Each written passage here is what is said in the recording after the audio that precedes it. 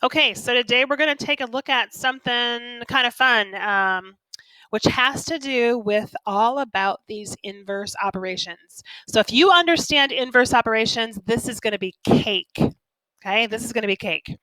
So as we get started, I want you to think about all those inverse operations and realize that as we're talking about literal equations, they are really just a bunch of letters. Okay, they're a bunch of letters. So what I'm talking about is equations, formulas. Like how do we solve a formula for a different letter? Okay, not a big deal. So a literal equation is just an equation comprised only of variables. There might be some numbers in there too, but it's just a bunch of letters. And the goal is going to be to solve for that particular variable. Okay, so everything else has to get on the other side. So I want you to think about this for a second and think about our steps. This would be times 2 plus 4, which would be minus 4 divide 2. So if I was to actually write the math out here without simplifying, the first thing I would have is my 10. Then I would be subtracting 4. And of course, I would come up with an answer, but then I would divide by 2. So this is actually the math that's happening as we're solving this equation, okay? Well, here's what we're looking at today. So instead of having another number, I'm going to have another letter, or maybe even 2 letters. And I'm going to do the same process. I know that I'm still times 2 plus y, so the opposite is a minus y, and divide by 2. So I'm starting with 5. You're always going to start with your equal to. And then you're going to do your steps. Minus y. Well, where do you write minus y? In front of it or behind it? Well, behind it. So there's my minus y. Then I'm going to take this and I'm going to divide by 2. Draw a line, 2. What didn't move? The x. And I'm done. Okay, so this is my answer. So everything we're going to have today is going to have another equation for an answer. Okay, we're not going to come up with x equals 5, y equals 2. We're going to come up with another equation, another formula. So do not panic, okay, if you don't come up with a numeric answer. All right, so here we go. For a little bit, I just want you to watch. Okay, I just want you to watch and try to figure out how this is working. Okay, so let's start with, we're solving for a. Okay, so I'm going to circle a. Well, what's happening to a? We're adding b, so the opposite is minus b. So I'm starting with c. This is where I'm starting. So how do I subtract b? Okay, how do I subtract b from the variable? Well, if I subtract b and subtract b, this one goes away. I have an a, and then these two, they're letters. So they're just going to hold on to each other. So there's c minus b. Okay, and that's what I'm doing. I'm subtracting b from c. So it's just c minus b, and I'm done. There's my answer. I can't go any farther. Okay, let's look at this one. Again, I'm solving for a. So this is divide b, so times b. Times b, times b. This goes away. I have an a. How do I write c times b? Well, we know they should be alphabetical. So I'm going to write that as bc. And this is not wrong. I can put the multiplication symbol in there, but I don't need to because I know that 2 letters next to each other means multiply. All right, this time we're going to solve for b.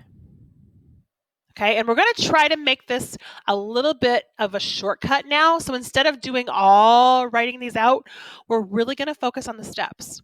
Okay, so I really want you to think steps. So the first thing, times a minus c plus c divide by a. Okay, so where we're starting with d. So here's our first piece.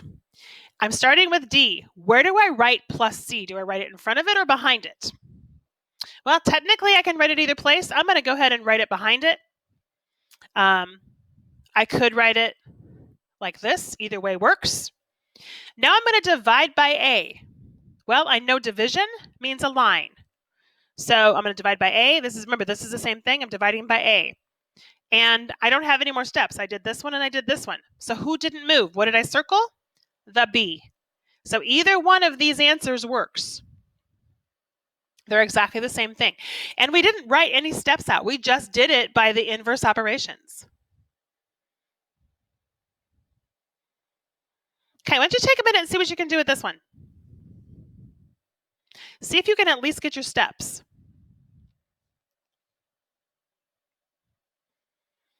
Okay, let's see how you did. So I'm solving for C. So what are 5 and B doing to C? Well, they're both multiplying. And I could do times 5 times B, but I don't want to do those in separate steps. I'm going to actually do them in one step. So times 5B, the quantity.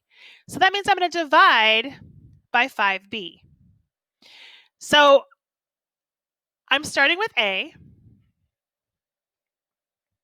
And I have to divide by 5B. So remember, division means a line. So I know there's a line. The 5B is on the bottom. I'm done with steps. Equal to, who didn't move? The C. All right, see what you can do. We're solving for the A.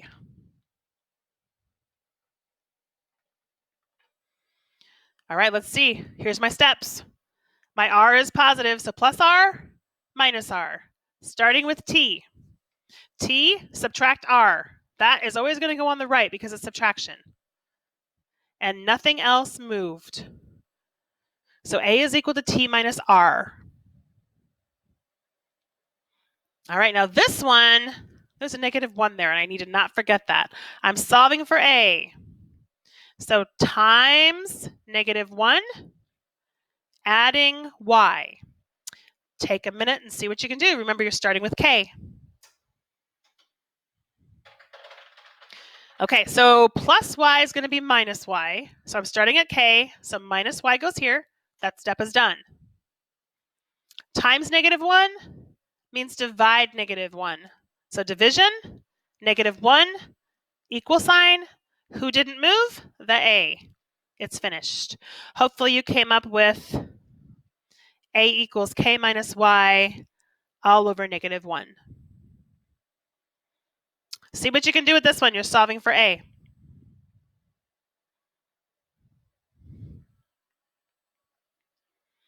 Okay, let's see how you did. Times 5, divide 5. Now this time you're actually starting with this entire thing. So 13L, division 5. What didn't move? The A. All done. All right, we're solving for M. Do your steps.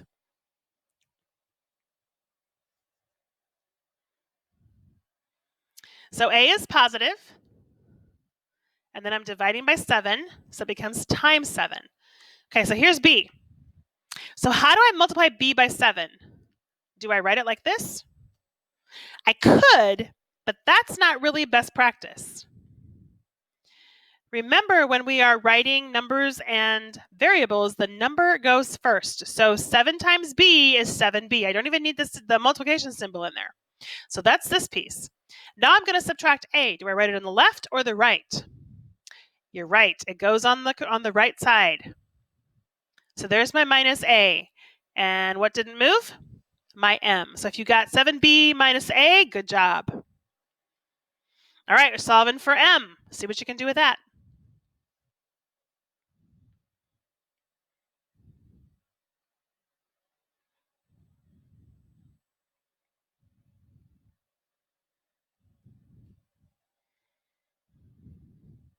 Okay, let's see how we did. Starting with S. So the first thing is minus R. That is always going to go on the right. Now division by A. Division is a line. So there's my A. Who didn't move? My M. I'm done. So if you have S minus R all over A, good job. Oh, here's a little bit longer one. See what you can do with this one. You're solving for an E.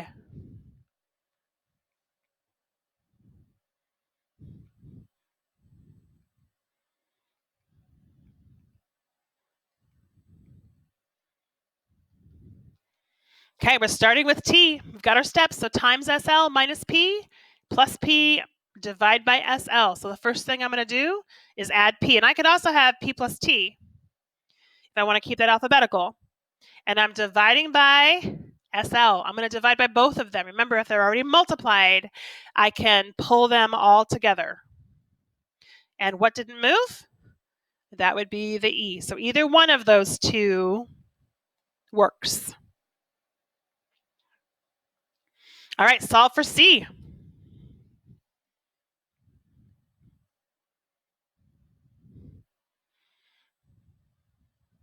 Okay, times A, divide A, minus K plus K. So I'm starting with J. So I'm going to add my K. Did that. Divide by my A, draw a line. Who didn't move? That's C. I'm all done. All right, so you got 3 of them here that we're going to talk about over the next couple days. Before you get started on your homework today, I want you to realize that if I have a fraction, it's going to be written BH over 2. Okay, BH over 2. So this problem would have a multiply H and a divide by 2. Okay, so when you see fractions, make sure you write them out as a division. And you're ready for homework. We're going to spend the next couple days, when we have time during discussion, we'll work through the rest of these problems in class. So good luck and come with questions.